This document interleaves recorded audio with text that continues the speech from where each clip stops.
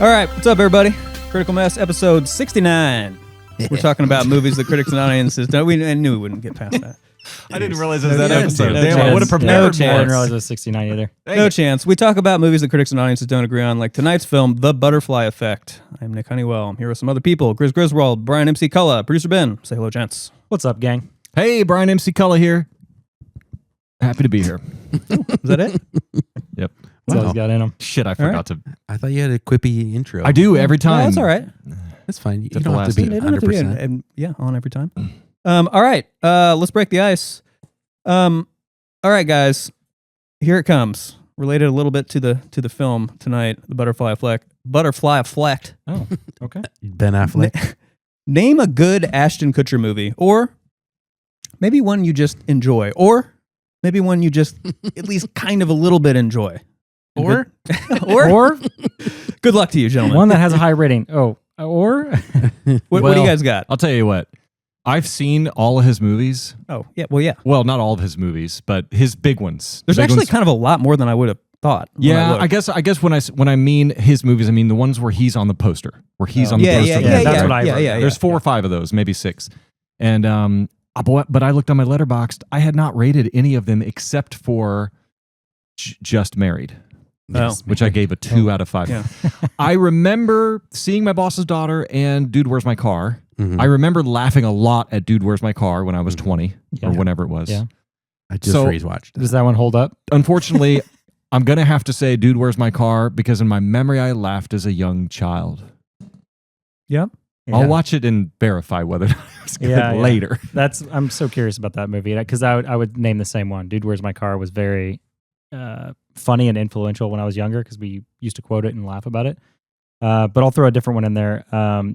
It's not a great movie, but I still enjoyed it. Jobs, when he played Steve Jobs. Oh, so you haven't seen that? So I know it's like wildly just shit on. It came out like very similar to another Steve Michael Jobs Fassbender movie. one. Yeah, and so I think that one was even worse. I just didn't like Fassbender as Jobs, but I loved him as Jobs. Yeah, I heard he was like good in the which role. was yeah. The I movie thought that was wasn't yeah. great. The movie wasn't great, but his role, like him acting that out, was perfect. Yeah. So Yeah. No answer. No, I kinda gave a non-answer, too. I'm going, Dude, Where's My Car? I saw it in the Aw, you theater would. and it was kind of funny. And then?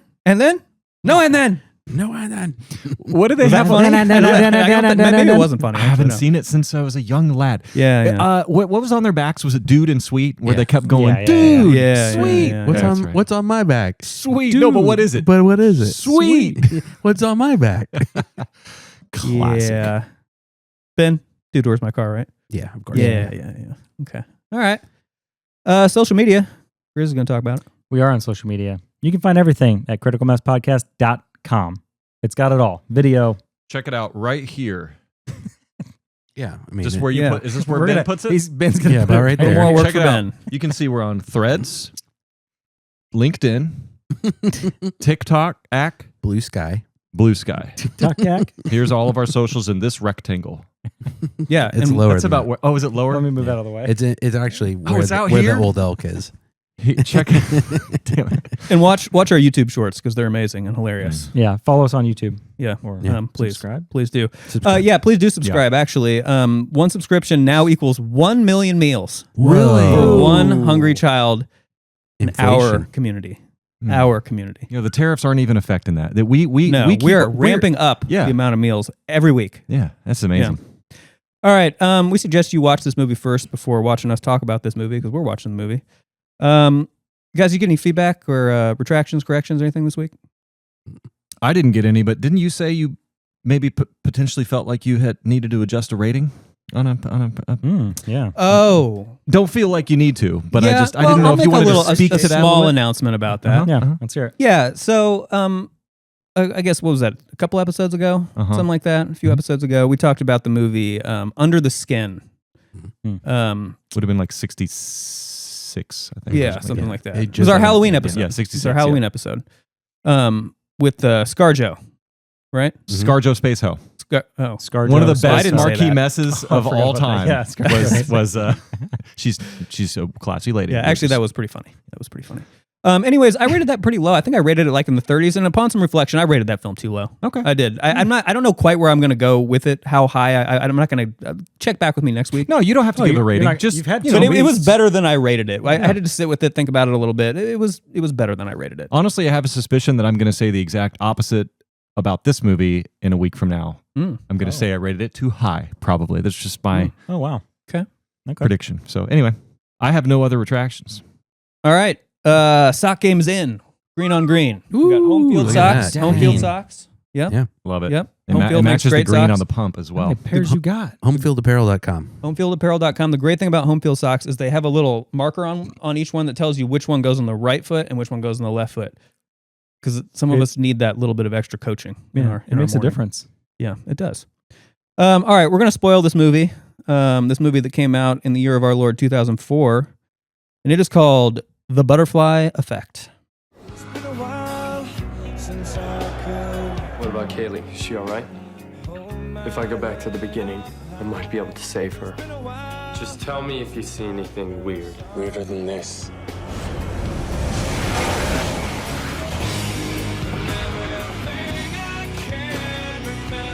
Kaylee, that you were happy once. With me. Why don't you go back and save me? How are you doing this? You wouldn't believe me if I told you. You can't change who people are without destroying who they were.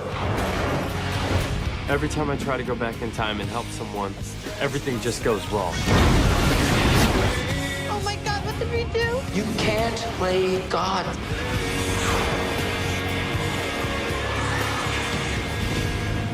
The Butterfly Effect. Let's talk about the numbers for this movie. So this one actually did extraordinarily well. Yeah.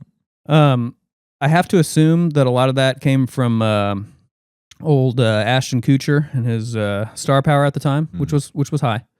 But I was really surprised at this one. And it also only cost about $13 million to make. Jeez.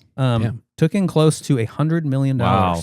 Yeah. So a huge success 10X. by really any measure. Enough for the obligatory sequel. That is for sure. 2 of them. Oh, really? 2 of them? Yeah, I didn't didn't look for that third one. Okay, so this movie was directed by 2 people, I guess. Which is that allowed if you're not related? I mean, sure. I don't think it is. The Daniels. Oh, I see. Daniels did it. It does. Yeah, it but does count if they're they're not college related. roommates. Daniel Kwan and Daniel Oh, whoever. That counts they're because you got the Affleck No. brothers. The They've guy, done in one couple, or not having Affleck, but 2 Affleck and conversations. Damon did it. You know. Oh yeah, Affleck and Damon definitely did it. Yeah. But they're brothers from another mother, But right? these brothers though, they're brothers from another mother, or are they actually siblings? Well, anyways, it's just that just well, 2 people directed this two. film. That's yes, the point. It's very rare. It's a little Yeah, unusual. It's very rare. Their names are Eric Bress and J. Mackie Gruber. Neither have much of a big resume, really. Both are kind of more writers, have more writing credits. They really don't have other directing credits of note. They've done a couple of small, kind of unsuccessful independent films between them, but not much at all. They have both worked, most notably, however, on some of the Final Destination films. I saw that. Not the first one. The second one. That makes a lot The of second sense. one, and I think the newest one that was just called The Final Destination. Oh yeah, or something like that. Bloodlines. I Bloodlines. think was. Is that what it was? Yeah. Yeah. Well, It was actually good. Yeah, no, I heard like it was. Bloodlines. Yeah, I did was too. Good. Well, they were both writers for that. I don't know if they did. series. Maybe the one before that was called The Final Destination, and that's the one they did. I don't know. But Yeah, and anyway. check out our episode on Final Destination. Great. That was a It's fun good one. Yeah. Very That was fun. a fun earlier episode. All right, rest of the cast. You got Kutcher, you got Amy Smart, you got Eric Stoltz. Well, okay, let me just bear with me here for a second, guys. Okay, Future. Go ahead. so Eric Stoltz. Okay, now imagine if you took Craig Kilborn and then you took Damian Lewis, the guy from Band of Brothers and Billions, kind of the red hair guy. Oh, and if you put them together into one person, it's Eric Stoltz to a T. it is To a T. Wow. Well, already Craig Kilborn gets you 90% of the way there. He gets you a lot of the way there. but then the but red hair and the kind of there's some facial features that are similar with Damien. Okay. He's a 50-50. You're right. Yeah. Anyways, my wonderful. brain put that together. I was really proud of that. That's a great job. Yeah, thanks. William Lee Scott, Elden Henson, Ethan Suplee, Tuna. Remember Tuna. And Melora Walters. So not a ton of star power, but you got some. You got a little bit of star power in this one. Okay, so quick refresher about the criteria for the movies we talk about. Got to be fresh with audiences and rotten with critics, or vice versa on Rotten Tomatoes, and the disparity needs to be 20% or so. So on Rotten Tomatoes, The Butterfly Effect is at 34% with critics, in a riding high at 81% with the popcorn people. And did you look at the top critics percentage? No, I did not. 11%. Oh wow! Oh, wow. Wow! 70-point disparity between the top and the popcorn. Dang. Wow! Big gapper. Big gapper. Okay, so sponsors. We're sponsored tonight. We're sponsored by Onkyo. They make great receivers, great speakers. Everything sounds better with Onkyo. Mm-hmm. It's really probably a better tagline than anything we came up with. But anyways, they're also kind of the Lexus of sound. They're the Lexus. That's kind of our safe one that we like. Is that a high-end Toyota? Yeah, you could call it that. Yeah. We're also sponsored by Old Elk. But what are we on tonight? Well, we've got the port cask finish. Is the one we're really vibing on the port cask finish. Finished in a port cask. So that would be a cask that is on the port side of a ship. Yeah, which is the left side. Or also it would be a cask or that had the right side. Port in it. We don't know. Or both. A port cask. Starboard is right. On the port side of a ship. Mm-hmm. Can you either way, Greg Metzke knows what the hell he's doing. And let's pass some of that to our producer. Pass it on. We also have the old standard, the wheated bourbon, which is delicious. Better than most whiskeys you'll find out there. Yeah. What about the slow cut? Is it all slow cut? It's all slow cut. It's all slow cut. That was a stupid question. It's all slow cut. That was just a marketing ploy to get them to. No, but one of them did specifically say slow cut, though. Yeah, it did. We don't have that right today on the menu. Okay, we're also sponsored by the Ambrosialist, but guys, so the Ambrosialist is on hiatus for the holidays. But in its place, we're gonna just do a little bit of Ambrosialist trivia. Okay. Uh-oh. So, I kind of been tuning this out. Here's, no. Here's our first trivia question of the evening. Okay, so on an earlier episode, the Ambrosialist, he was he was dying of thirst in the harsh Filipino jungle, and his father Teddy Danson was trying to get him to drink some water. And he refused to drink water. He said, "I will not drink water. I absolutely won't drink water." And my question to you guys is, what is the reason that the Ambrosialist gave his father, Teddy Danson, for never drinking water? No, I usually black out when you start talking. I remember I remember that scene, and because Wet Willie comes at some point. Oh, well, in the jungle. Well, Wet Willie kind of lives by this same sort of motto. They don't drink water. I mean, the only thing I can think of is that the whiskey gives him power. I don't know. No, it's because fish fucking water. Oh, that's right. Yeah, it's disgusting. I forgot about that. Right? Fish don't fucking whiskey. No, have you ever seen a fish fucking in whiskey? No. Fish die in whiskey. Yeah. Right. They certainly don't fuck in it. No. And so the Ambrosialist will only drink whiskey for his hydration. That's right. And it makes a lot of sense. I knew that. Yep. Makes a lot of I sense. did know that. Now that you say it, I'm kicking myself. That's okay. Yeah, that's it for now, guys. Okay. I like that. I like it though. That's now we're really gonna be listening. Oh, yeah. Ad reads. Yeah, I'm coming in hot. My plan is working. All right, guys, you want to rate this film? I think we have to. That's part of it. Who wants to go first? Oh, fuck it, I'll go first. All right. If I look at you long enough, whoever suggested this needs to go first. Oh shit, that was me. Oh, is that the way we should do it? Yeah, I'm already reaching for my thing. But no, you already reached. I'm reaching. You reached. But I like that rule. All right, guys, I'm at a 34 for this one. I wrote "bah" under it. Bah. Yeah. I'm not sure why. It just seemed like I needed to say that. All right, so let me break this down quickly for everyone. So my original rating right after I finished watching this was higher. It was a kind of a fair bit higher, probably like in the 50s. But the more I kind of just marinated on this one, the more the score dropped, and I really actually kind of hated this movie for the most part.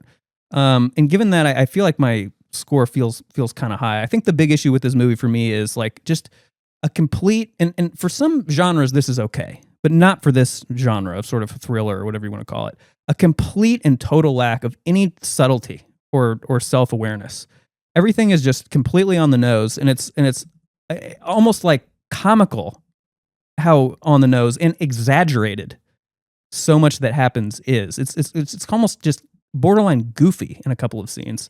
I feel like this movie like really kind of desperately tries to manipulate your emotions, and it does succeed somewhat. I'll give it some credit for that. But it mostly does it by being kind of shocking and just kind of stirring up hopelessness. And It's just kind of an agonizing watch. And once again, that's not necessarily like taking a ton of points off for that. But for one, it's just definitely not my kind of movie, like at all. But it just wasn't. There are movies that are a good agonizing watch. Mm-hmm. This was not one of them. But to me, this was just kind of a very misguided sort of time travel revenge fantasy thing, and it just didn't do any of it very well. I will say, to the film's credit, it had a really powerful, interesting idea. And I think that executed less sloppily and more subtly, it could have really been a pretty interesting movie. It also has some really good turns that keep the story moving at a nice pace. Yeah. The script is not boring. Mm-hmm. I will say that for sure. But unfortunately, I think it starts to, those kind of turns that I just mentioned really start to lose their impact once you realize the script, especially toward the end, it's getting really muddy. Things are getting really muddy and kind of falling apart right in front of your eyes. So I thought this was definitely a bad movie. I thought there was a couple things I liked about it, but no, not for me. What'd you guys think? I'll go second, and I'll try to fight for this one a little bit because my score is much higher than yours. But I agree that it's definitely I don't know what you would call it, 58. So I don't know if you saw it. Yep. I think it's a really interesting and cool concept. I think the execution was really rough. But it kept me engaged. I was really intrigued by the idea and the concepts of what they were doing with his brain development and all these weird things throughout the movie. But I was texting Ben last night. I was laughing at this movie a lot, and I don't think that was on. I don't think they meant to have that happen. Me too in a couple parts for sure. And so I don't know. I mean, I still thought it was funny and enjoyable in that way, even though that may have not been the purpose or what their point was. But I still had a lot of interesting thoughts about the character arcs and like the ideas of the concept of time travel in this way. So I don't know. I enjoyed it a lot more. So 58. Yeah. I also well said. No notes there. And I'm much closer to you, Grizz, in my thoughts here. And again, I think that the movie, it's surprisingly coherent. And I know that is maybe shocking to hear because it seems maybe at some points to be incoherent. And I do have 4 questions that I would like to ask throughout as we go. And I suspect that some of these questions may not have an answer, and some of them might have an answer I hate. So depending on the answer to these 4 questions, I may be lowering my score, maybe 3 or 4 points each question. So my score could potentially go down 10 to 12. We'll see. We'll see where the night takes us. But I do have some big gaping plot hole questions that I want to get out there. But as far as just the movie itself, I mean, it's not an expertly made movie. It's not an expertly well-crafted movie, but it's serviceable. And there's nothing in it that takes me out of it. It doesn't have a lot of immersion-breaking things. Now, Ben disagrees because we were laughing earlier about the granola bar scene. And it seemed to, and I don't want to speak for you, Ben, but it probably took you out of it.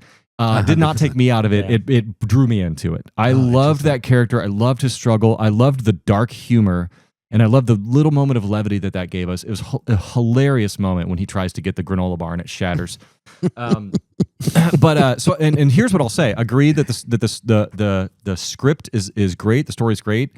And I'll say if you were to swap out 2 things in this movie, it's probably in the high 80s. Okay. Number 1, the director. And when I say director, I also probably mean the director of photography too. Just how well it's made, right? Yeah. The vision, the styling of it, of how well it was made. And number 2, the actors, especially the child actors. If you put A-listers in here and you have an A-list director in here, change nothing else about the movie, this is a great movie. Now, that's my hot take. You probably disagree with that. So because of that, I can't take too many points off the movie. 12. I thought, well, we'll see. The thing I wrote was it's almost too big for its britches, but it figures out a way to be coherent. And so I wrote down it's an very earnest movie. Oh, earnest, so wow. Entertaining clusterfuck, and a 59. Entertaining clusterfuck is really nice. Yeah. And I think it is very earnest. I think everyone sins it in this movie, and they're really in it to win it, especially Ashton Kutcher. So that is right at the top of my enjoyed it range. Not quite a good movie, but I enjoyed it. Ben? I am 100% on board with everything you said, Nick. Oh, thank you. To the point that 34 is my score. Love that. I'm not joking. I had that in my mind. Same score? Same score. And this, I was like, that's also the critic score too. So, yeah. And that was must have been subconscious or something, but it just seemed like the right number. Yeah. Seemed like the right number. It's exact. I got a heavy point. No, I know. That's the thing. I don't want to do because I'm not on screen. I just want to cheers. That's our Yeah. rule, though. We'll Cheers. just take at least a sip. Normally, when we get the exact same score, like if I would have pulled out a 58, we would all be finishing our drinks because it was. I mean, I believe you I'm that gonna it was a finish mine. 34, but I also don't want to waste my port cask. Same. So I also feel that way because we all poured the same thing. As long as it's going down your gullet, it's not wasted, man. True. amen, brother. All right. Well, we kind of don't agree on this movie, and that's fine because critics and audiences don't agree on this movie, and we're going to talk about it because this is critical fucking mess. Yeah. That's right. Oh, It's episode An F And word. it's episode Wow. 69, motherfuckers. Right? All right. So critics and audiences, top critics hated this film, which is kind of a weird one, Brian, because you're usually siding more with the critics. I feel like I usually side more with the people, and Grizz, I think, to a degree, does as well. Yeah. But we're kind of flipping that on its head a little bit tonight. You're with the people, I'm with the critics. Hey, I'm with and Ben's myself. With the critics. Anyone that's- who wants to come along can, but That's yeah, fair, I mean, not me. I tend to. I mean, I don't know. I've disagreed with the critics a lot on this podcast, but yeah, I guess I probably actually. There's a chart that literally fucking shows to the decimal. You agree how with the critics the close most, we there's no are. doubt. It's very. Where do it's we very find that slim chart, margin Brian? on the mess hall. Go to the mess hall. Go to the Insights tab, and you can look at the chart and you can see who agrees most with the critics and who agrees most with popular Check people us. between all Check four of us. us. Yeah. Fact check us.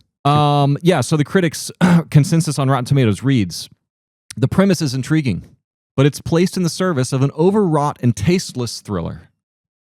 Tasteless, maybe Good word. baby Yeah. blowing up, dog dying, tasteless. Yes, I can see that tasteless, word yeah. being in there. Mike Clark didn't write where he's from. Mike, sorry about that. He's from the internet. Mike Clark, Kutcher is far less interesting than the butterfly effects concept, which in turn is far more interesting than witnessing its botch of an execution. So he mentions 3 parts of the movie there. Which one was the worst for you guys? Kutcher's performance, the concept, or the execution? Oh, easily the 3. execution. Execution. Yeah. Easily. Execution. Easily. yeah. Okay. Because execution comes down to the acting, the cinematography, the pacing, the structure of it all. I think that first act was an absolute mess. I had no idea what was going on. I was trying to figure things out. And then you kind of start to see a repetitive nature in the second act. And then by the third, you're fully invested. You're trying to figure out, oh, okay, he now does this and this happens. He does this and this, and you can kind of understand how it works. But Yeah. I think that A lot of the critics talked about Ashton Kutcher being terrible in this movie, and I just completely disagreed with I that. don't think he was that bad. So that's why I asked that Especially if question. you didn't associate him with all the Yeah. goofy stuff he did. Yeah, before. we're actually post-punked and you know all of his shitty bad things. So Yeah. we don't really like take that into account. There's a lot of baggage. Yeah. Yep. Mark Savlov, Austin Chronicle. The film suffers mightily from Kutcher's troubles, despite excellent turns from Amy Smart and no fewer than 6 fine child actors. I wrote, I disagreed with that completely. I thought the child actors were terrible. Actually, Amy Smart was fine, but Kutcher was what held the movie together for me. What'd you guys think? I mean, child actors, Kutcher, performances. How are we feeling about that? I'm not saying he needs to win an Oscar, but I feel like he was fine in this movie. Yeah, he was the best of the bunch for sure. And then you looked at the 3 tiers, like the young, mid, and older. Yeah, the kids. I think they got casting perfect. I mean, they looked like those Yeah, I actors. agree with and that. I thought they the acted the look same. was very good. The look was good. great. They- I thought their tone was also the same. So they would like if this person like the was an asshole, mannerisms. and everything about that matched. It throughout just all 3 unfortunately eras. we had to see kids on screen and they just weren't Yeah. good. I mean, Tommy was good. He was like the only one that like I was like, oh, okay. The mean one.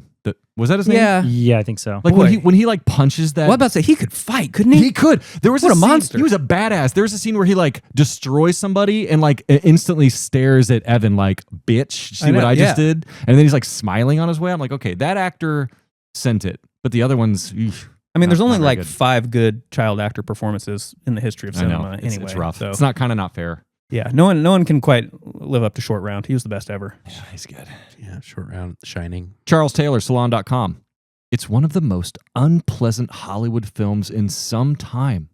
How unpleasant was this for you guys? Extremely unpleasant.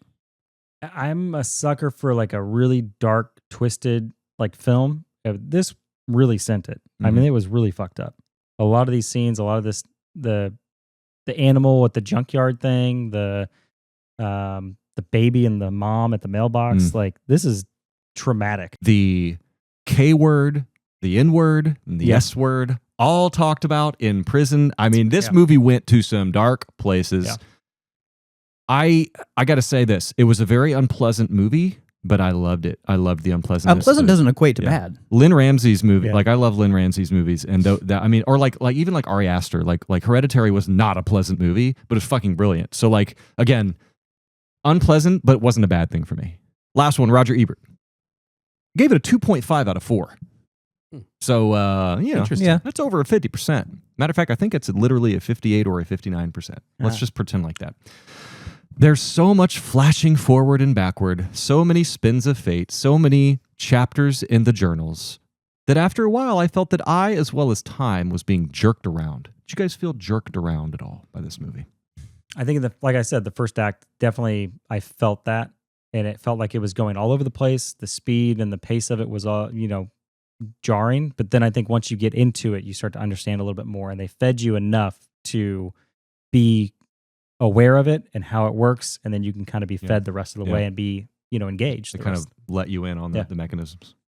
Yeah, I feel like I got jerked by this movie for sure. Wow. And not in a good way. by his granola hand. Ben will never let the granola hands go. Bro, that was the fun. That was the hardest I think I've laughed. Dude, I laughed out loud too. Yeah, I laughed out loud too. Oh my gosh. Yeah, critics just hated the movie. It's been a long time since there's been such universal disdain for a movie that we've done on this podcast. Yeah. And then to segue into the audience scores, the popcorn people, a lot of these were literally saying the critics are morons and don't listen to them and go watch the movie for yourself. Of course. Because it is enjoyable. So I didn't write a lot of those down, but it was very funny that was the pattern I read. This first one is from Igor S. I believe it was a 5 out of 5. I rewatched this after years and it didn't hit like it used to. Some bad acting and really dark moments, but the concept still holds up.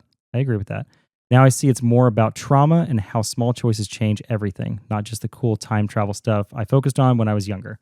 I would agree with that. I think the dark trauma of these kids growing up and going through this, how a friend is trying to cope with that and live with it, and then going through these various changes of, oh, great, I think I'm winning in this situation, and then he realizes he fucked up an entire person's life somewhere else. Yeah, so, I agree with that. I think when I first watched it, loved the sci-fi element of it, the time travel stuff, and on this watch, I loved all of the trauma. I loved all of there were some very deep themes in the movie. Yeah, massively. They are very ham-fisted, for sure, but they're there. A lot of these reviews came in the last 10 to 12 years, FYI. This one's 3.5 out of 5. Albeit having a slightly weak ending, this is still a severely underrated thriller that has solid performances and a very intriguing premise. Performances are rough, but I will say the premise is very intriguing. But we kind of have to talk about the ending. Yeah. As he speaks I thought the end was only the only hint of subtlety this movie even had at all. Same. Yeah. Not the ending I watched. Well, yeah. So that's why I think we'll have to get into that in the theatrical cut. Ending. Yeah. So we're going to get into that for Hot Pocket? Yeah, we'll talk about that. Okay. Last one, 4.5 out of 5. One of my all-time favorite movies. It's obviously fantasy fiction, but it plays to our wonder and intrigue of what ifs and if only I had. Maybe only folks who had a rough childhood would appreciate this film. I appreciated it. I didn't appreciate really that rating. I mean, I had and we all had a rough, Yeah. Kids of the 80s and 90s. Yeah. I mean, that makes me think, like, couldn't this movie have been like way more interesting if not like every time he travels back, like something horribly fucking awful happens? One time, couldn't something like goofy and fun happen? I guess then we don't have a movie anymore. Well, he's not trying to change the goofy fun parts. I think there were fun and goofy things that were happening, like when he went and he became like a frat house bro, and he had the girl and he had all these things. But like seem funny or goofy. I think it's just continuously reminding the person of their trauma of their childhood that they never got over, they never actually properly thought of or coped with. So he's just being blinded by the good things rather than going back to the thing. No, I get that. that. It's just like, couldn't there be like one Bizarro universe where he's like I don't know. I thought that astronaut or something. Where he was like the frat bro, but I think it all lives within this college town, hometown thing. On this latest watch, I realized what they were doing, and it's every time he goes back, reality gets one notch worse. Right. So when he's the frat guy, his reality is actually one notch worse than it was before, because in that universe, he's got the brother who wants to come kill him, and then he ends up killing the brother, and that doesn't exist. So and each time he gets one worse. Then he's then someone's dead, then someone's a crack whore, then he's crippled, then he's crazy. And I feel like finally, when he got to the point at the end, it's kind of like a Groundhog Day ending where he got to the end and he's like, oh, I just need to stop pursuing. I just need to stop playing God. And once he does that, then his life is able to move on. And I like that progression, that downward progression. Because when I first saw it, I was like, oh, sure. Sometimes he goes back, he has a good life, and sometimes he has a bad life. So actually, no, it gets worse. You're not worse. wrong. I mean, the story needs that progression to work, but doesn't mean I gotta like it. No, it doesn't. All right. I feel like we've been light on sound effects tonight. Can I get a yeah, boss? Yeah, boss. Yeah, boss. Yeah, boss. Thank you. Appreciate that. All right. You guys ready to flip that script? Oh, yeah. Oh, yeah. All right.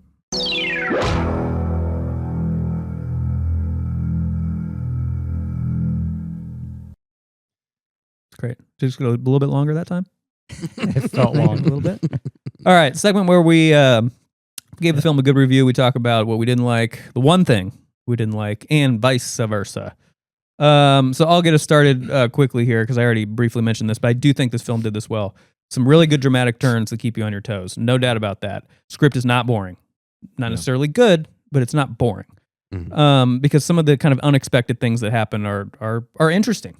But here's the kind of the little bit of it's kind of a double-edged sword though, because given the premise, you can basically change anything you want about anything at any time, right? Kind of. That was one of my questions. I don't know that that's the case, but keep going. Yeah, maybe it is, maybe it's not. I don't know. But even if that's maybe possible, it just kind of makes those really shocking turns and kind of just lose some shock value and kind of end up getting funny when they weren't trying to be funny. Okay, yeah. But doesn't change the fact that good turns. A lot of movies don't have good turns. This Very one does. unexpected turns. Yeah. Yeah. To flip negative, since I was so high at 58, the pacing is tough, especially in the first third or first act and into the half. That was really hard because it's just super discombobulating. You're running through these concepts and these things, and it doesn't start to clean up until the halfway point, and then it leads off. But I think that was the biggest gripe for me because it took me out because I was like, what the fuck am I watching? What happened? Like, who is this and how did that work? Because they're jumping between a few different age timelines while also saying 6 years later, 13 years later, and you're trying to follow along. So I think that's a tough thing to get through with movies, especially when they're trying to tell as much as they are in the early points. Yeah.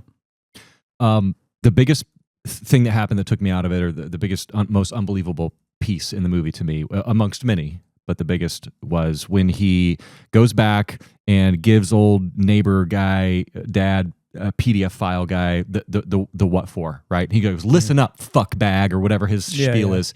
And he's like, basically like you have this guy who's like drinking liquor and he's like, this terrible guy, and he's been doing this and planning it. And he has this 7-year-old come in his house and like say 3 sentences to him, and he's all of a sudden like contrite. I know. He's like, yes, sir, I'll never do this again. And his whole life changes. He could just so easily just overpower that kid and tell him to fuck off. That never especially when he's a raging drunk. Yeah, he's an alcohol. Yeah, that seemed that also caught me off guard. Yeah. I was like, this didn't seem. That was right. that was the worst part of the movie. Yeah.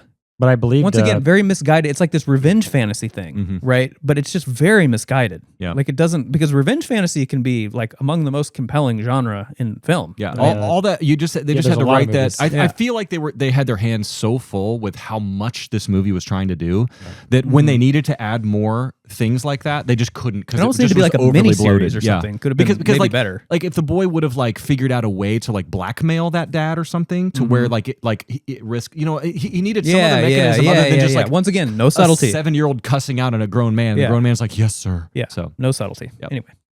All right. This has been Flip a Script.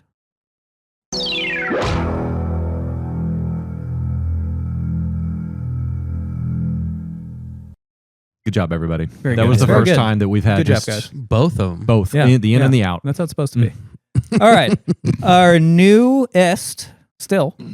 And perhaps our most fun segment. Some say. It's called Marquee Mess. Yippee-ki-yay, motherfucker. The segment where we rename the film, and I've started a couple segments, so I will not start this one. All right. Well, I'll start. I've got 2 groups. I've got 3 other movies that he's in renamed to this movie.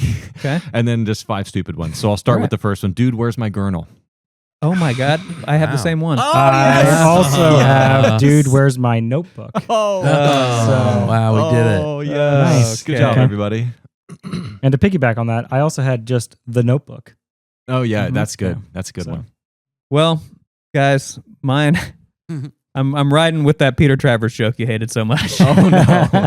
And You're gonna carrying be on in the spirit of what you started. Yours will be more clever than his. Yeah, they're still not great. How about, dude, where's my girlfriend? Nice. Mm-hmm. Everything, everywhere, all at once, but make it traumatic as fuck. Oh, that's good because it was kind of everywhere. Yeah, Yeah, I like see that. Good job. I had, instead of my boss's daughter, I had my neighbor's daughter. Mm-hmm. Yep. Dude, where's the script doctor? Multiverse of sadness.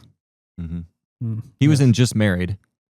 Mm-hmm. So, and I came up with this name when I actually watched it from the other ending where he's a baby and he strangles his own self in the womb and dies. So I had the name of the movie is just Buried. Oh, Nice. I like it. Dude, how did this movie make $100 million?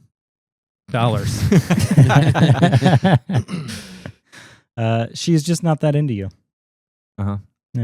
This one. Yep. This was inspired by when old girl was the crack whore, but I had the butterface effect. Yeah. Once again, not much subtlety in that whole sequence. Put a big old scar on her cheek. Help understand texted me last night. He was like, That's like what a fifth grader thinks like a crack whore is like. Right. yeah. You know? Like completely not attractive to any man, which doesn't make sense because she's in that profession. So yeah. Anyway. Yeah, Ben texted me last night and he was like, the makeup is just so bad. It's so bad. Yeah. And like her hair was all messed up. It looked like a Halloween store makeup kit that they just slapped in there. It was bad. Dude, you should have stuck with that 70s show. That's good. I got one more. Ashton Powers. Oh, Yeah, that's fun. Yeah, that's fun. I like Ashton that. Powers, because he had his powers. Yeah. Good job. Thanks. That's great. Yeah, I love like a that little one too. double. Well, this was also after I, watched the other version. I had suicide babies. Oh, geez. Like Muppet Babies, but suicide. Yeah, just not a reference to anything. It's just what happened. Yeah. Actually- well, in your cut, yeah. Sorry, you may not know what I'm talking about. Go watch one of the different endings. I'm going to take your title and combine it with mine. Ashton Powers 2, Thumper be thumping. That's Well, then I'll piggyback off of that. This could have Thumper been was rocking this. This whole could have been movie. called Roommates with Jabba the Slut. Oh, yeah. Yeah, that's They good. went full Bush. Yeah, that's good. Yeah, there was a lot They of did. sex stuff. Oh, you're talking about the girl in the bathroom. Yeah. But also, Yeah. Also Ashton. All right, my last one's bad, but also accurate. But you have to read it. Dude, what the fuck did I just watch? Mm-hmm. Yeah. Have you guys ever seen the movie We Need to Talk About Kevin? No, but I'm aware of it. I thought this could have been called We Need to Talk About Evan. You're listening to Critical Mess. We are sponsored. We are sponsored by Onkyo. Makes great speakers, great receivers. Experience real sound. Everything sounds better with Onkyo. Heartbeat of Entertainment. Heartbeat of Entertainment. Lexus of Sound. Lexus of Sound. Yes. Sex and sounds. What? Yeah, there's the eargasm. Eargasm. That's it. Yeah. But yeah, corporate nixed that. All right, Old Elk. We stopped trying, except for everything's slow cut. That's kind of how we sell it now. Everything's slow cut, and if you're not drinking slow cut, what the fuck are you drinking? forever slow cut. All right. This week's Ambrosialist and trivia question. The Ambrosialist. Oh, we got more trivia. Sorry, I got Get ready. distracted by the movie. Okay, here we go. See how closely you guys have been paying attention. Okay, all right. Guys, the Ambrosialist refuses to drink water. Why? Because fish fucking it. Yes. Yes. Oh, Yes. good one. Nice He's work, been paying dude. attention. Yeah, good work. That's right. Got it. Because fish fucking it. That's right. Okay. That's Can you it. do another one? Well, that was it. That is always the question. Oh. Don't act like you guys knew the answer, or else you would have said Yeah. it. I was hoping to say it again so I could get one. Oh, I see. All right, guys. We'll be back. Don't worry, everybody. We'll be back with a full Ambrosialist read next week. Just a little bit of a holiday break. Well, I think they're this season they're doing one of those like two the first 8 episodes, second 8 episodes. It's like one of those 2-parter seasons. It is. So we're kind It of is. in like So the we're in that middle, little kind we're of in a the middle break. Like a new hiatus right school now. Netflix style. Yeah. That's right. All right, we're on to. I kind of worried about this one tonight, but we're on to Tharks. I just want to watch Con Air forgot. when I hear that. I know. Yeah. Like I- one I second. You forgot guys I forgot we didn't rate changed it. You guys talked about how I rated it too high. You did. I mean, a little bit, It but doesn't mean I don't- liked it. It doesn't You mean know I don't want to I- watch it. I rated it pretty high. Good. I never don't want to watch Con Air. Doesn't mean it's a good movie. Great movie. It's so rewatchable. All right, It but is. sadly, we're not talking about Con Air. But we did once. We did. You should listen to that Check out because Con it's Air. Yes. a lot more fun than this fucking movie. But Tharks is the segment where we talk about themes and arcs, hopefully quickly, but very deep themes and arcs is what I heard. So here we go. And next segment. No, I'll just read what I had here. And again, the themes were very ham-fisted and very on the nose, but also very deep and very strong. And I liked it. The long-term ramifications of surviving childhood abuse. You know, we see all these children dealing with abuse and how their lives play out. And, you know, it may not be realistic. It may be realistic. I don't know. But it's a theme in the movie. I had playing God and the unforeseen consequences of changing the past. Mm-hmm. And I think that is the arc that Evan has. Evan learns Yep. to stop jacking around with the past and playing God. Yep. So that was the strongest one for me. And two other kind of side ones were how much of you is your memories? And if you've ever watched the show Severance, Severance is the best example of a show that explores that concept. Are your memories just 20% of who you are? 10%? 100%? In Severance, they're kind of 100%. Here, how much are they? So it's an interesting question. And then finally, does one moment have the ability to completely reshape your life? And that theme has been present in another episode we did. I don't remember which one, but I remember that exact theme. One moment having the ability to completely reshape everything about your life. Serendipity, right? Did we do that one with John Cusack? Oh, only in my dreams. We can do whatever we want. I know.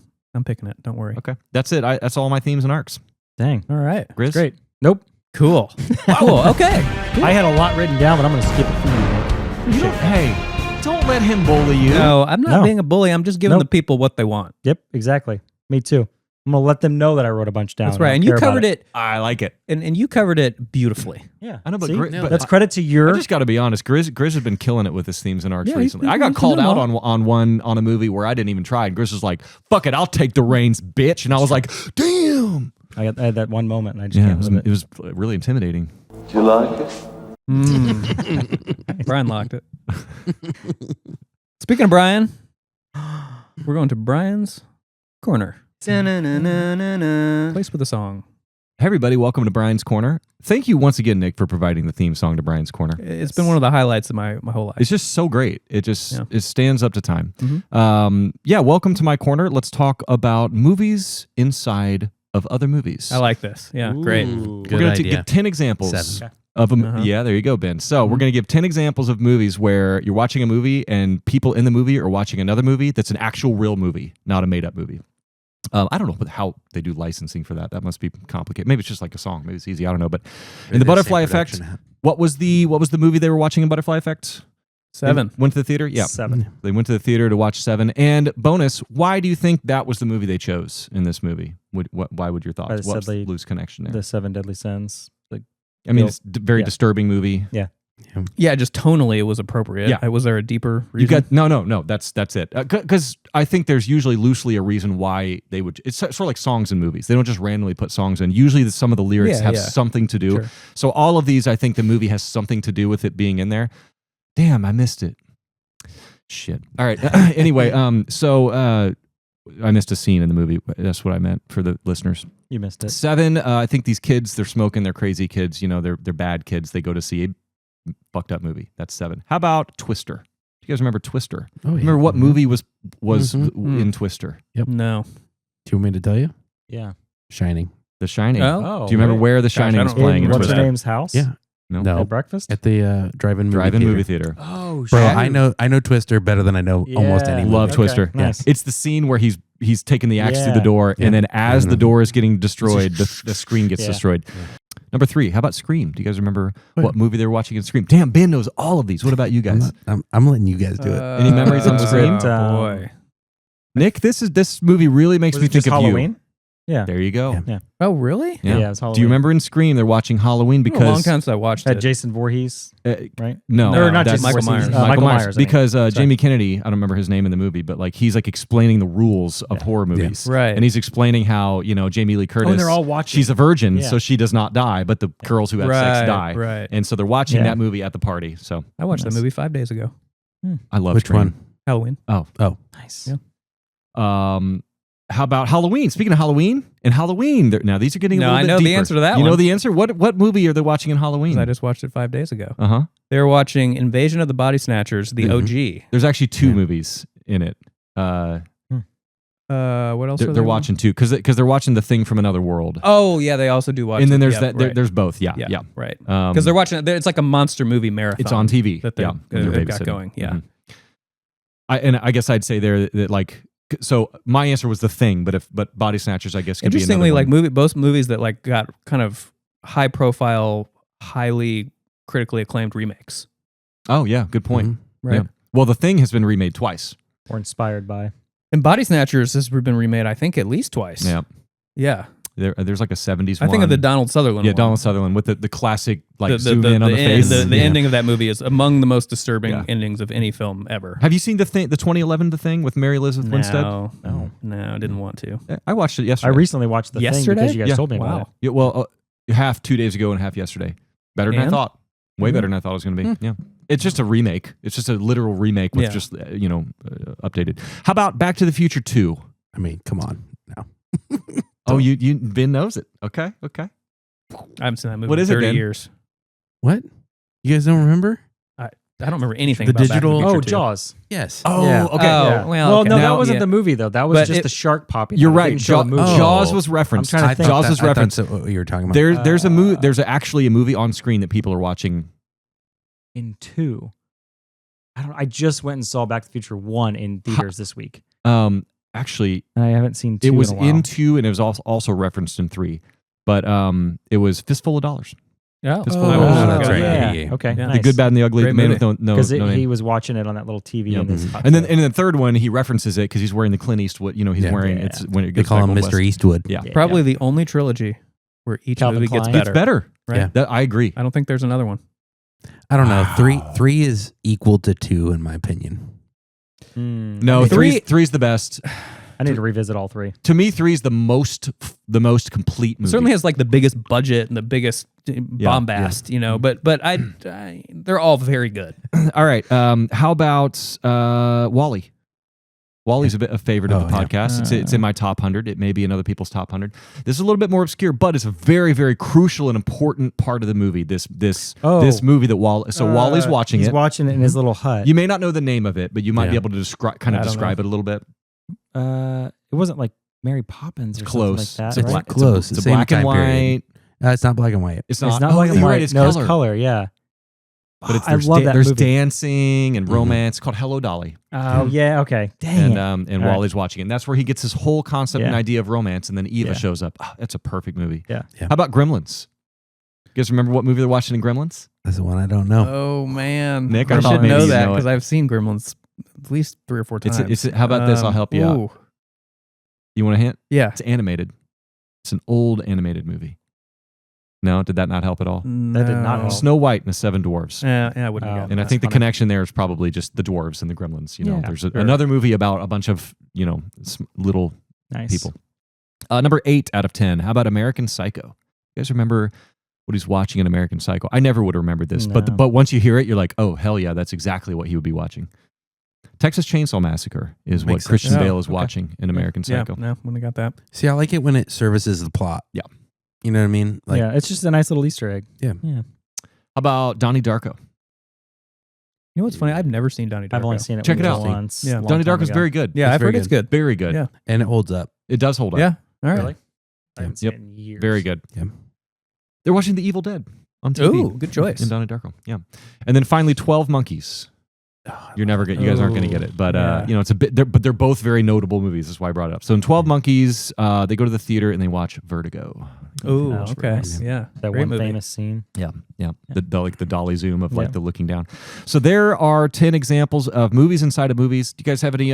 Did any pop up in your heads while we were How doing about this? how about Home Alone? Angels with Yeah, filthy souls or whatever. Filthier souls. It's a classic. Everybody's seen that, right? Everybody's seen that. Yeah. Yeah. Great movie. Nice. Thanks for joining me in Brian's Corner, everybody. One One day I'm going to harmonize with that.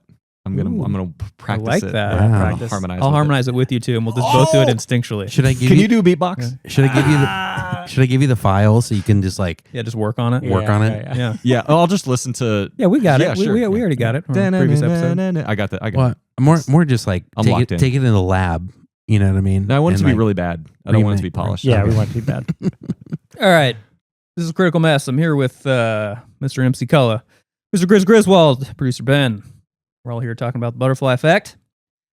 And we're going to a fun segment, a segment we all like, a segment that's kind of where we talk about all the random shit we haven't talked about yet or already have talked about, and just talk about some more. Oh, finally. It's called Hot Pocket. Hot Pocket. Hot Pocket. I feel like Yeah, all the harmonize that too. pressure just melts away when Hot Pocket comes. Hot Pocket's like when you're at school and they're like, you hear the bell and it's like recess. Yeah, boss. It's like, that. Yeah, oh boss. my God, finally. All right. I don't know. I was angry last night. Let it out. Hey, let it out, man. Is it all like We'll see. broken pencil Yeah, marks? you can tell I was really pressing hard. Okay.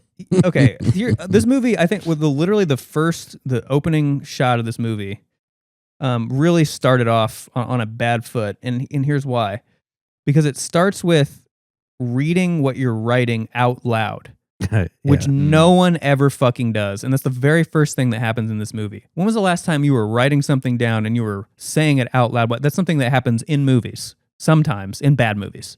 Because it's very unrealistic, yet you do it to sort of, because you can't see what you're writing. Yeah. A smarter movie would have figured out a way to not have someone read out loud what they're writing. It's just very silly. I think a smarter director would have done it because, like, you can have that in the screenplay. Somebody's journaling and they're thinking about it. But you once again, I think we all agree the execution was the lowest part of this movie. Yeah. And I think that's bad execution and kind of lazy writing a little bit, maybe too.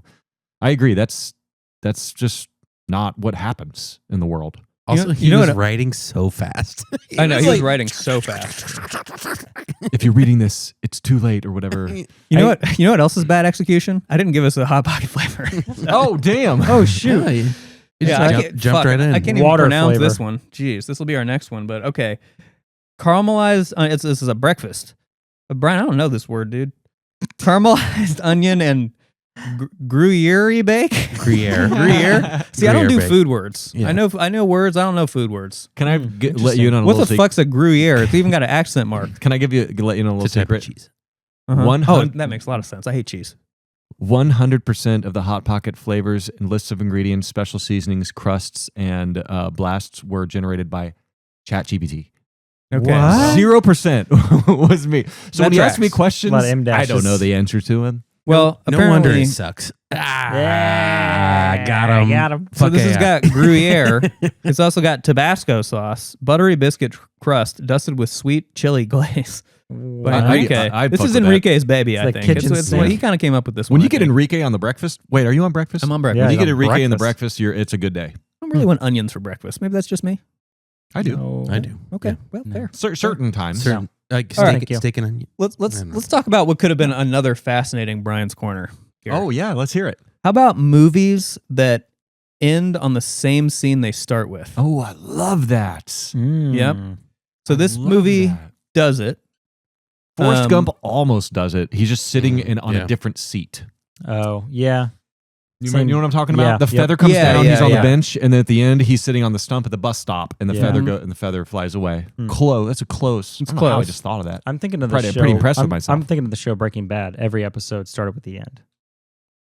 It did. Yeah. Oh. So he always teased the end of every episode with like I it didn't was know either that. a single scene or it was a still shot and there was some small motion. And I think every episode had something from the end. Okay. Yeah. Wow. I respect that. Vince Yeah. Gilligan. Yeah, Vince Mass. Gilligan. He's got a new show coming out. Yeah, I soon. think one of the most famous was like Walt laying in the crawl space with the door popped off and it was the overhead view where Oh, it just yeah. kept zooming out and zooming out. And you're like, why is he breathing heavily? He's covered in dirt and he's under his crawl space. And then whole episode goes through and then you realize why he's there. Yeah, gee, I might, So- might need to rewatch that series. That's. It's pretty good. But what about I'll other tell you. movie examples? Movies though, God. How about Pulp Fiction? What's the scene? Diner hold up. Oh, you're right. Yeah, Oh, it starts with the diner. Hold up. that's First right. scene of the movie. Yeah, then it comes back.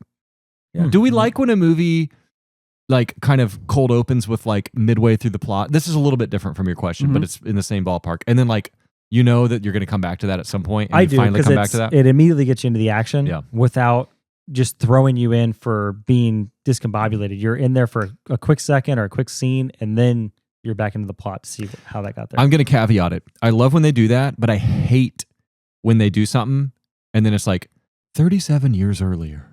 It's like, it almost feels like, oh my God, now we're going to have to go through. I wish they do it. I like when they do it with no callback to the time. It's just like something happens and then you cold shoot to another scene. You don't know where it's at.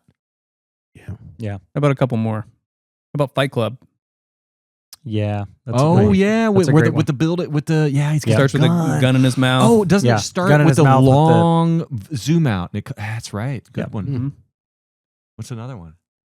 How about the Shawshank Redemption? I was about to say Shawshank as they pulled up at the prison in the movie. Wait, Shawshank has that? Opens with Andy in the car contemplating his fate and ends with him in freedom, both framed around his moment of decision, mirrored visually. That's what ChatGPT says. I like that. That's a good movie right there. There's probably 10 other movies that ChatGPT didn't get. Oh, there's many, I'm sure. Yeah. But here's one more good one. Really good one, actually. How about The Godfather? I haven't seen What's that the in a long scene? time. So remember, it's kind of starts in Don Corleone's office. That dude is kind of like pleading with him to help him out. He's like, my daughter, whatever. I forget. You come to me on this. Yeah, and then This day. remember the final scene is the very last scene is Michael in the exact same room, exact same chair. Someone coming in to talk to him as the doors close. When the doors close, yeah. Yeah. So Casino, he blows up in the car, and then they come back to that, but it's not the last scene of the movie. So No, it's not the you know what I'm talking last. about, though? Yeah, It's pretty far in between them. But all right, one more bonus one. How about Back to the Future? Both opens and closes in Doc Brown's garage. oh, it does. Oh, that's cool.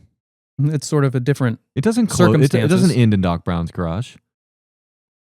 It ends with he goes roads where we're going. We don't need. Yeah, it ends in the roads." driveway. And then it ends But the that's driveway. Marty's. Marty McFly's driveway Yeah. I just saw the first one. because it And then- starts in Oh. Doc's garage. Sorry, this is under the subhead symbolic or rhyming endings. Oh, okay. got it. A little bit different. I'm done. He's done. That He's was a over. thing. He tried really hard, guys. Yeah. They do end in garages or starting. Yeah, I think No. that's all it was saying. Was Because like, No, it doesn't end in a garage. well, I don't know. well, Been a long time kind of. since I've It's seen that. ends in I'm a not driveway. trying to be pedantic. No, it ends in the sky. It ends in the sky. True, I guess. With the It's one tire of the marks it's and one of the flames. most famous endings of Yeah. And then they change. All time. Then they change his girlfriend. yeah You guys have, I to think, Elizabeth Shue 2 more days to go see it at IMAX. upgrade. The first Back to the Future. Yeah, Yeah, who is fun. a better Michael J. Fox girlfriend? Elizabeth Shue. The first one. No, The first one? Yeah, I Or the thought she second was one? pretty cool. Elizabeth Shue, 100%. I thought the first one was pretty I thought hot. I thought the first one was pretty. Oh, I'm not saying I didn't like her, but if you're asking me to rank them, Elizabeth Shue wins out. Okay. Are you talking purely looks? Yes. Yes. Oh, Is this Yeah. its own hot pocket, guys? Yeah, it's a different Hot Pocket. No, this is a side no, conversation. I'm going Elizabeth Shue both ways, either way. You would. But they're both great. I'll take either one. All right, how about a bacon apple maple scramble with Yukon Gold potato cubes Yukon Gold potato Oh, cubes. that's- in a Sounds so pretzel good. crust dusted with cinnamon? Okay, I'll give it a I'd scrape shot. the I'll give it a cinnamon shot. off, I'll but give that a yeah. shot. Okay, this was the first kind of unintentionally funny moment in the film for me, at least. Remember when kind of the young Ashton Kutcher is meeting his father, his kind of insane father, for the first time, and his father, he's like, "I won't bite" or whatever, and then he like lunges across the Yeah. table and like tries to strangle him. And I guess the protocol for dealing with an unruly patient is just beating them over the head, Yeah, just blunt force trauma. Yeah. That's how we put these patients down. Yeah. And I just wrote, isn't this making the problem worse? Can't People be head helped. trauma. are already sick in the head, and now Can't you're be just helped to rehabilitate beating them him. in their it- head. Didn't they do a close up? What are those things called? The little tiny leather wrapped like pieces of lead that he hit him with. The What? attendee had it in his hand and he hit him over the head with it. Oh, you're talking about the shoe, not well, shoehorn. Yeah, but is that what is what I don't know what it's I called. forget what it's called. But it's like a leather wrapped. It's got a handle on it, and he just beat the shit. And they did like a close up on it. I was like, what was the I'd point miss of that? that. Yeah. Also, they did a split diopter shot They did. for really no reason. When you're talking about the scene where he comes in and he's trying to ask for his gurnals from his mom. Yeah. I noticed that too. Yeah. And so Ben, what the hell does that mean A for us? split diopter is a lens modifier that you put on the front of the lens to magnify one spot and then have the actual focus further back. So I see. Essentially what it does is it puts the like two people that are on different planes of focus on the same plane. Got you. So that everything's in focus. But you can definitely tell when a split diopter is happening because there's a dramatic like blur. Yeah, I think they did it a few times in this movie. I only saw it the once. I only saw it the but once. I'm not. I don't doubt that they probably used this it. felt like a movie that was created by two guys that were like right out of college. They were like, let's try all the cool like practical things that we learned in, Video 106 and like whatever it was. So, all right, we're on to dinner hot pockets. We're into a 4-cheese pizza with sautéed mushrooms and a sourdough crust seasoned with truffle, salt, and thyme by Greg. It's not for me, but it's for a lot of people. It's a lot of cheese. It's for Greg. I feel you. Yeah, it's for Greg. Yeah, that's right. Okay, we had some smoking in this movie, and that just by default adds a few points for me. Yeah. And kids smoking, that's even more points. Yeah. So a lot of my rating was attributed to that. I respect that. Hey, you know what? I've been talking about wanting to pick up smoking. And I thought you started. This one, have you been lying to us? All right. You said you started. I got to hold off a little bit. I'm going to call out my friend Cameron. She was a listener. She actually thought I picked up smoking. This last episode. You did pick up smoking. Thought you did too. Yeah, I did. I stopped, and I had to stop after I saw the kids smoking. We took your word. So he actually smoked, but he stopped. Yeah, he's I had already to stop quit because there's children smoking. At least you're a former smoker now. So yeah, to me, it looked like those kids were really smoking in this movie. Like seriously. And it's not like it was a time before you could have probably CGI'd that effectively. I think these underage children were smoking. Did someone talk to the Screen Actors Guild about this? Probably. Yeah, Not. I think those kids were smoking. I think they really were. They may have kids been. are smoking. They're smoking. I'll tell you who you could tell was a real smoker in real life. Amy Smart. She's a real smoker. Yeah, she smoked with the best of them. Yeah, Ashton Kutcher when he had a cigarette in his hand. No, didn't believe it. But Amy Smart was almost on our girl Rachel Weisz's level. No one will ever equal Rachel Weisz smoking in Enemy at the Gates. Nah. Go check that episode out. By the way, we talk in depth about her smoking. So classic. But Amy Smart definitely had the chops. Actually, wait. That's where the sound came from. Yeah, that's where it came from. Now you know. Yeah. All right, how about a Baja fish taco pocket? It includes the word pocket for some reason. Baja? Sure, I think it's like an extra pocket inside in a pocket. the main taco pocket. It's a sub pocket. Dang. Surrounded. Yeah, what is a taco pocket? Well, Wait, a taco fish taco pocket is like the inner pocket of the hot pocket, and then there's an outer pocket filled with caramelized For all the onions, ingredients. and dusted with spicy. Think taco of dust. picture eating it like a pizza, pepperoni pizza hot pocket, but instead of just pepperoni pizza filling, there's Totino's pizza rolls in the hot pocket. Right. That's what it would be like to That have would a be pocket sick. inside of a pocket. And they just kind of explode You know out. how hot that would be? It'd be so hot you burn your mouth. That's why they can't twice. do it. It'd be You have illegally. Initial bite and then the hot pot. Yeah, you have pizza roll bite. that airlock of heat. That thing will never cool off. legally illegal in 15 states. People have died from Totino's pizza roll hot pockets. Yes, they have many. Some quickly, some with over many years. Yes, and for two completely different causes of death. Yes, but related. I get the joke now. All related. To I'm in with the joke. All right, here we go. We're baking another. wait, we didn't even do the hot pocket. Wait, we didn't? No, We did. Oh fuck! That's how you we know talked it was a about good the hot one. pocket so much. Shit talk That's about how you know it was a good Damn one. it. the Baja pocket. Damn it! Hot pocket. That was the hot pocket. Talking about the hot Holy pocket shit. was the We hot pocket. unintentionally Yes. did a hot pocket That was inception. so meta. Oh my and God. on the hot pocket that had a hot pocket inside a hot pocket. That's what I'm saying. Amazing. We have crossed a new threshold. We're gonna get 200,000 views on this short. Damn, if so Hot Pocket good. doesn't sponsor us after this, I mean, what the fuck do we got? Who do we have Hot to blow to get a fucking Hot Pocket? crowd. Loud. We will talk to Lean Cuisine. This is a We kids will. show. We will. Healthy Not a- choices out there. not a kid show. Hungry Jack calling our name. We're just saying. Not a kid show. All right.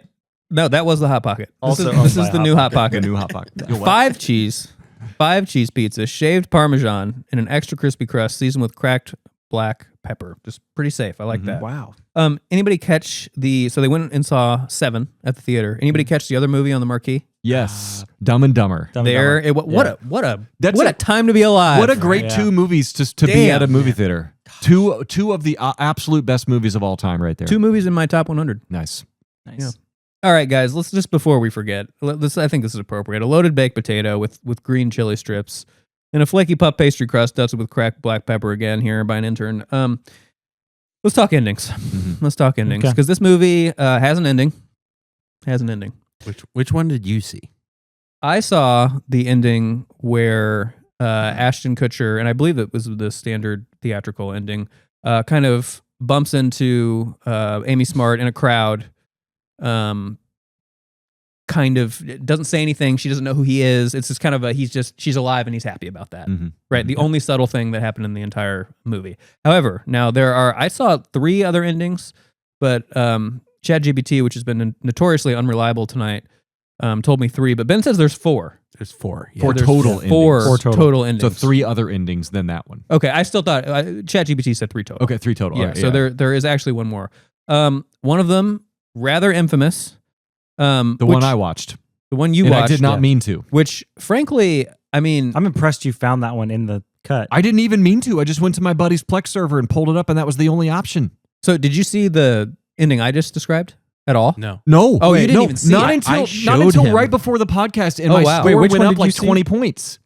Him in like the anonymous crowd in like downtown New York City or something, just bumping into Amy Smart. Like, Okay. And she not knowing who he they is. look at each other They- and they walk away. They don't right? even look at each other. No. Well, No, I she went kind of back looks and back looked. at I him. went She looks back- back. I went back and She watched. looks They back, both look at each other. But as she's turning around, he looks back. Okay, so they do. Yeah, both, they yeah, do both yeah. look at They each other. both You're right. look at each other, Yes. but they don't see each other. Not at the same time. Yeah, Yeah. that's fair. Oh yes, not at the same Yeah. time. You guys, Right. the last 15 of this movie, I was like, I've literally never seen this, and Yeah. I was blown away. I was like, am I being trolled? Honestly, I thought Worst that would have ending been of all time. Oh, you Yeah. thought it was Well, awful? I thought it was going to be way better. Oh The my baby? God, Nick! It Yeah. literally Oh, God, took it's 20 bad. points off all my right, score. tell the people. Tell It's the people. really bad. All right, here's what happens. Yeah. In Be careful on your wording because we don't want to get flagged. Sure. In the theatrical ending, it's like the callback, the first scene of the movie where he's frantically writing in the notebook, and then he plays the home movies, and it shows them as kids. Sorry, not in the theatrical ending. In the In the theatrical ending, he's writing in his journal, and he watches the home movies, and it shows them as kids. So And this happens in both this of is- the this endings. is the This thea- happens in the ending I also saw. This is the theatrical ending that you saw that Yeah. I'm describing, so that I can tell you how the one I saw was different from. This is where they deviate. Sure. He watches a home movie of them as kids, Yep. and then he flashes back. Right, the one I watched, when he puts the home movie on, it's his mom being pregnant. Yeah. With him. Yeah, like Right. Yeah. So then he's able to remember back to being a baby, and then it shows him in the womb, and he, as a baby, strangles his own self with his umbilical cord, himself. The mother's distraught. Everyone's sad, and it shows briefly the life of everyone just like moving on. It's the worst. It makes you feel like shit. It's not a good ending. Nobody has a good ending in that one, and it's actually stupid because like, how can a baby himself? I don't know what words I can say and can't say. It doesn't even make any sense. it's wild. It makes no sense, and it's terrible, and it completely takes away the theme or his arc, which is I now know not to fuck with time. Instead, he himself. Terrible ending. I didn't even know how that it exists as an ending. I don't even know how they filmed it. It was Well- the shittiest ending to a movie I've ever seen in my I don't know a life. fun fact about that. They spent 2% of the budget to do that. Yeah, because it was CGI. $200,000. I don't know who Practical thought. baby, practical cord, Oh, was it? in fluids, and then they meshed in some CGI and some weird stuff. But I was like, Unbelievable. who's there's physically making these props to make that happen? It's just That's it is so messed such a up. far cry from the other 3 endings, which are all very similar from each other. Ugh. They all end on the street in more or less like either they recognize each other or they don't. But like, why would that be an ending? That's a joke. I don't think it sounds pretty gangster. You need to watch it, Nick. It's fucking horrendous. No, Your I'm score sure will it go is. down to 0. I'm joking. It is- Having us okay, just talked okay. about how Well, this all right, goes all from right. this to the next thing that's even more insane. So what God. are the other endings? Because I have no idea what the other 2 endings I haven't are. seen them been described them to me, but they seem pretty similar to the theatrical one. So there's one where they cross paths and then they miss connection. There's another one where they connect and ask meet up for coffee. Where they actually like, oh hey, and then They're all 8 years later in New York. Yeah. That's all the same. all the yeah. same. And then there's another one where You said the other one is where they you said it was an open ending, right? Where they actually do see each other, but they don't. Or no, he turns around and follows her, right? Yes. Did you say? open ending Yeah. where he follows her. So there's the ambiguous ending, or there's the they don't recognize each other ending, which is kind of a bittersweet ending. Then there's then there's the happy ending you said, which is they meet for coffee. Then there's the open ending, which you're not sure. But to me, all three of those are almost the same ending. Yeah, right. It's all the same scenes, all shot in the same order, and it's just they that still very have enough ambiguity. Like, yeah, they still have some mystery to them, like whether you think they get back together or not. So, which one's your favorite though?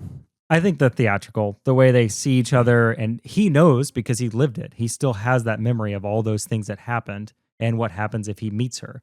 And he still makes the choice 8 years later to keep walking. Yeah. But the baby ending's stupid because it has nothing in common with those three. And it also misses the entire point of the movie. He's not the problem. He thinks he's the problem. He's actually not the problem in the movie. It's him going back and tampering with time. So the problem isn't just him being alive. It's him fucking with shit. I think that I don't know. I think it's weird because he's going back further and further and further to try to change things, and he makes a self-sacrifice in that moment. And so the interesting thing in that concept is he's ending it so he doesn't continue to make the mistake himself, to continue down that road. But if he's already he doesn't think he has the self-control to keep walking. Yeah, or keep going. I see where that's coming from, but it's very misguided because clearly he has learned that lesson. So I don't understand why he has to learn the lesson and then himself. Because learning the lesson was what you needed to do. Now you don't have to yourself because you've learned the lesson. Yeah. But instead, he learns the lesson and then kills himself. Makes no sense. Bad writing. He was a guy in a nut house. Can we talk about the granola hands? Yeah, is that on your thing? Let's get into it. I have it on mine because you want to make it a loaded nacho beef. Yeah, with roasted red peppers and a pretzel crust, seasoned with ranch. Granola bar hands. Okay, this is my first hot pocket, so I'm a little nervous. But don't be nervous. The scene where he comes back to reality and he's got no arms. Yeah. And he is sitting in a wheelchair and Amy Smart comes over to him and gives him a granola bar for no real reason. The driest, most crunchy. The driest, most crunchiest. Like this. And she holds it. It's like a feeding of fish. So crazy. And it's one of the Nature Valley ones that when you open the package, it already has like 1,000 crumbs in it. Everywhere. Yeah. And you can't even do it with normal hands. Ben's gonna start crying. His shitty ass. And that prosthetic was just, I'm sorry, we don't want to make fun of prosthetic, but that was like a ridiculous prosthetic. No one has a prosthetic like that. Listen, we're making fun of the person who would dare to hand him that granola bar, not him. Yeah, who's taking care of their friend like that? Right. No one, I would never in my entire life hand a person with the prosthetics a crunchy granola. And Ben, what does he say? What's he say Not after only that? It's a prosthetic that he's able to move, and it closes the hand for him. Yeah, and he's struggling to like figure out how to use it, and it's just like, but the poor guy. The whole scene is just like totally crazy. Like you're like, why is this even in the movie? Yeah, and then he crunches it. He's like ashamed and embarrassed. Yeah, and he's so ashamed and embarrassed. He's like his whole body. What is it? He's like I gotta get those fixed or something. He's so disappointed. He's so disappointed that he crunched a granola bar with his. He's at his lowest point, man. Well, let's keep this in the same hot pocket because it's very similar. Another scene that I just thought was super unintentionally hilarious, just a couple minutes after that, was when he like tries to kill himself in the bathtub.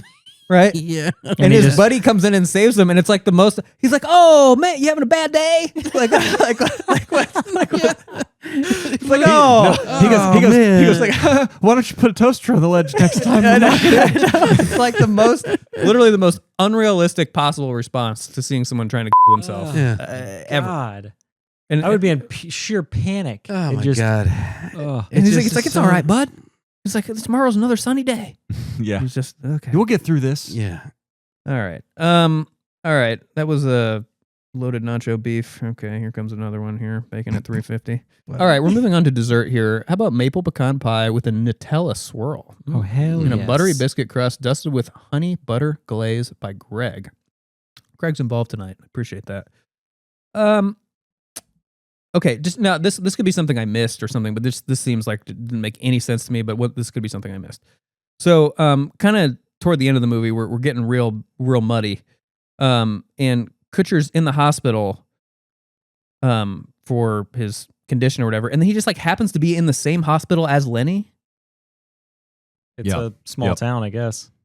I guess they're in the. Yeah, I guess maybe it is just a small town. I think and it's just a small But the college mental town. patient is in the hospital, like the lifelong mental patient. Yeah, it's Yeah. way too convenient. That didn't make any sense. Which is unfortunately when you have an overstuffed movie like this, there's got to be a lot of right. He like takes the convenient doctor's stretches. pass and and then the doctor's pass opens the door to Lenny's room, the mental patient who's Yep. been in the hospital for. That just didn't. I 20 have years, so yeah. I mentioned those questions I had. They're kind of similar questions to that. Should I just ask them now? Please. Okay. So first of all, when he went, you remember when he went back? He was in prison and he wanted to show that religious guy that he was a stigmata, Mhm. right? So he's in prison. He's in the situation. He's had his whole life, and he goes back in time, and he goes to school, and he jams his hands on two of those paper holders, completely stabbing through his hands, and then he ends up in exactly the same situation in life. Don't you feel like that Would have had thing would have some sort of completely butterfly caused his effect? life to Yeah. gone onto a different trajectory, which is the name of the movie? Right. Like, don't you think that's like, think about how often that happens. How many kids in your school pierce their own mutilated hands? themselves in the middle of class. like Yeah. that is a very I think life-changing event. I- Why did that not change I anything think that about where he was only at? affected him, and it wasn't him trying to change or do something to affect someone else. Rather, it was just him. It was only affecting him. in Oh, so moment. was that one different? Yeah, that was the only one. Because that- he didn't have to rewrite all his memories after it because he didn't didn't. get the So, nosebleed. all right, so oh if shit, you also- you're right. If you also But watch, here's my thing. anytime he rewrites history, the only time it happens where he has a nosebleed, I think was. Well, it's when he has to when he has to- reinsert all the Yes. memories in his brain, which That's the only overloads time his he gets a brain. nosebleed. And you're right, he didn't Yeah. do that. Okay, Yeah. great. That question's because it answered. made me think that after I was like, oh, he didn't get a nosebleed that time, and then I realized, and I had to look up like why was that, and then you see there's 2 or 3 scenes where he doesn't get a nosebleed. Somehow he just came Yeah. right back. Okay, second question. Here, and this is actually a bigger question. Is the gimmick of the movie that he can only revisit each memory once? I don't know. I couldn't I know think that that's either. what the movie was saying because No, he never no, he goes did it- back to the no. exact same scene. He went back to twice, the does he? mailbox twice. Okay, now I'm going to take Right? points off the movie then, if that's the case. Because then why didn't he just keep going back until he got it right? You know how in Groundhog Day, Yeah, Bill yeah, Murray yeah. does like he's like learning Oh, what because he his does. seizures got more intense. Because the first time he had a bloody nose, the So- second time he had a full blown seizure, So and it's his not friend that had to he come help him. can't. It's not that he can't go back to the same memory twice. It's that each time he does it, he risks probably yeah, it's death. more intense. So yeah. he has to take it seriously. Yeah. Okay. Yeah, All right. I did That's look fine. that up too. Yeah. Last one. Remember how his mom has cancer because whatever Picked happened? up smoking. Yeah. Yeah. What caused her to pick up smoking? I can't remember. What was it after the explosion? Because or- he the kid. Yeah. Yeah, it was something, right? Okay. So how come when Because he beat that kid How to death, come? right? Isn't that why? how come when Because what, something bad he did. Yeah. remember when Evan murders the neighbor wait, doesn't Evan do he does something way worse the next time and his mom doesn't start chain smoking. I just thought that was a little weird. Because it didn't affect him. Yeah, there was more to that one. But anyway, I just thought it was weird that only in this situation that she starts chain smoking and all the other traumatic things that happen, she doesn't. I just thought that was a little bit too convenient for this to be the reason why this reality is bad. So anyway, okay, well, glad I asked those questions because I actually did not realize that there was some thought behind the answers to those. Thank you, Grizz. You're welcome. All right. How about for dessert a mocha mouse? Mouse? I'm kidding. I know that word. It's mouse C. Mouse. Merci. It's French. Mocha mouse Uh-huh. with hazelnut crumbs and a pretzel crust dusted with cocoa sugar. Here's the true moral of this film. And Brian, you're going to hate this. Oh no. Don't play with fireworks. Damn it. No, I agree. I respect. You have to respect fireworks or you'll get burned. Yeah. But you like playing with them still. What about the don't you? creative way Ah. he lit it on a timer? I don't play Okay, with fireworks. okay. Look, yeah, that's a very responsible answer. Kids, Yeah. listen to this guy. I've seen people play with fireworks. It's very dangerous. They can kill you. Mm-hmm. Very. Yeah, smart guy. But I like that moral though. It's like, yeah, 2 different people get destroyed by fireworks in this movie. 3. Yeah, blowing up babies. Yeah. That's what Babies- fireworks do, kids. They blow Yeah. up babies. They blow up babies. Okay. Learn your lesson. All right. Maybe one more here. Maybe one more. How about a creme brulee? Ooh, I think that's also. Oh, sorry, that's pronounced crema brulee. Brulee. It's almost kind of like what you wrote on your board. Bleh. Bleh. Brulee. Creme bleh. Creme brulee. With salted caramel sauce and a flaky puff pastry crust with maple sugar glaze. By Greg. By Greg. Oh, sorry. Good catch, Ben. The music. We haven't really talked at all about music in this movie. So I think we got to hit on that before we close. I have one strong thought on it. A lot of contemporary pop music in this movie. Mm-hmm. Guys, this is the last Hot Pocket. I'm looking at the title list. He pulled up the title list. Grizz pulled up the soundtrack. Yeah, so the soundtrack. Sorry, I thought you were playing League of Legends. Yeah. Well, he's got that on a different tab. Anyway, I guess. Well, here's one question. Do you guys like Jimmy Eat World? Were you guys Jimmy Eat World fans? Yeah, that was like my third Not favorite really. song on the entire track. 4, 5, 6. There's only 7 songs, but of the 3, I think "Stop Crying Your Heart Out" was by far like the best. Like mic drop at the end. Yeah, Oasis. Yeah, by Oasis. Yeah, and I didn't know that So song was in the good. movie because if you watch the Side Baby ending, the Oasis song isn't even fucking in the movie. You mean See, the that gave it Unalive? so many points. I'm shocked your score's so high. I've got to bleep. Well, no, But it also was- you watch. Yeah, It was low. I'm shocked that you. and it came up. Yeah, that's crazy. You can't say the S word, really. No, just the baby, the Unaliver, the baby Unaliver. Yeah, the baby on the version on the ending of the movie with a baby in it. Mm-hmm. There's no Oasis song. It's a travesty because it's the best song on the album. It's a great song. All right. And I'll just close by saying I will never watch this movie again, not unless you pay me. Wow. And you're not even getting paid for this one. I know. And in fact, I paid for it. Jeez. Both mentally and monetarily. Anyway. All right, gents. Good hot pocketing with you. Great all hot tonight. pocketing. Good hot pocketing. I'm nice and full. Yes, me too. All right. We're gonna keep doing this show, I guess. We are going to keep doing it. Is that the idea? Yeah. Before we talk about what we're gonna do next, though, let's get some closing thoughts. I'll start. Please. I love the concept. I love sci-fi though, so it's I was in. Ashton Kutcher and Amy Smart both were very good. They carried the film. I really respected how they did not shy. There was probably so many times in this where where one of the creators were like, "We have to have this in there," and some studio execs like, "No, we can't. You can't have dogs dying in movies." And they're like, "Sorry, we have to have that for XYZ reasons." And they really held to their guns, and I really appreciated how many risks they took. Yeah. A lot of respect there. I'll give to them.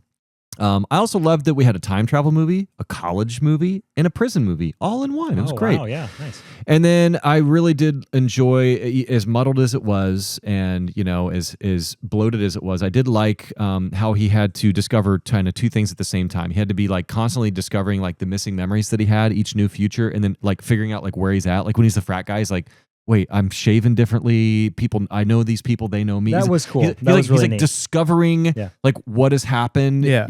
Where It's fun when the audience gets to do that with the character. We learn with them. That is fun. Which was Or shocking. in all of them, he's doing it. Even when he's talking to Lenny and he's like, hey, "Where's Kaylee?" and he's like, "Who's that?" It's like I like how he has to discover the new future, but also at the same time, there's the undercurrent of him having to discover what is his genetic condition that his father and grandfather had, and he's like learning like, oh, you can do it by photographs. Like he didn't know that, so he's discovering these 2 things together, and we're along for the ride. I liked that.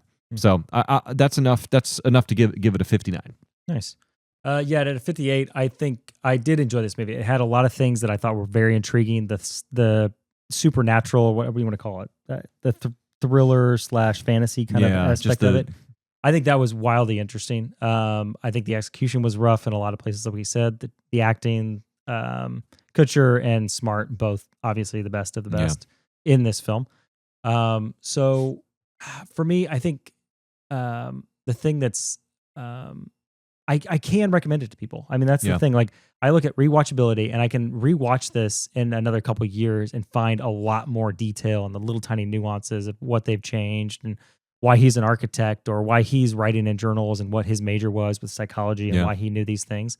And I can respect that for a film. It has rewatchability and it has recommendation value for other people. Yeah, I think an 81% with the popcorn people is that's going to be a movie you can probably recommend to people. So I would too. Yep. If someone recommended me this movie and I watched it, I would excommunicate them. They could go fuck themselves. Wait, so am I excommunicated? Well, you didn't. Yes. This was sort of an assignment. Okay. That's true. This is for work. Yeah, it was a little bit different.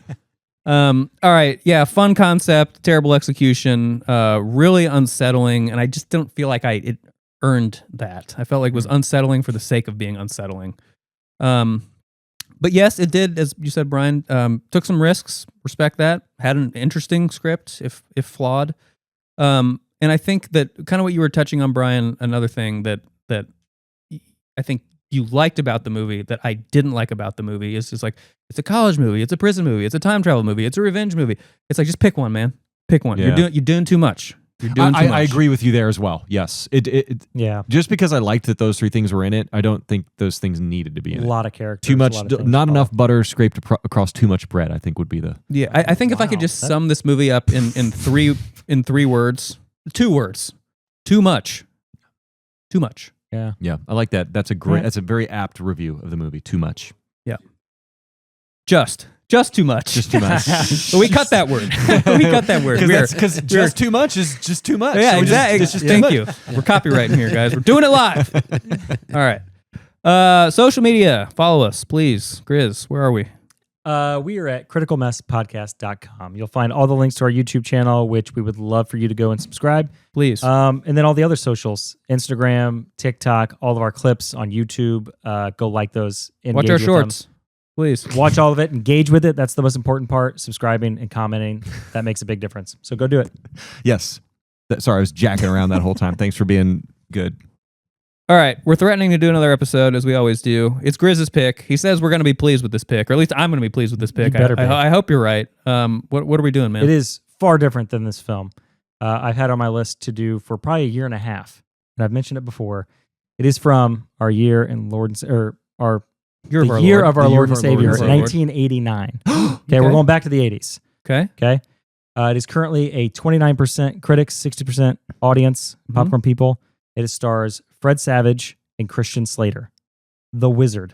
Oh, good one. Yes. Nice. Oh my Nice. God. Great That's, pick. What a great pick. I have to Great follow pick, this one up. I had Yes. to. Great it was pick. time. It was time to bring this in. Yeah, the Power Glove, man. It's so bad. Dude, when I worked So at Welda, bad. when we worked together and we were on Slack, your avatar was the Power Glove for like right. years, and it just made me happy every time I saw it. That's right. All right, cool. We're going to have fun with that one. Yeah, we are. That'll be episode 70, and we hope to catch you next time. Later. See ya.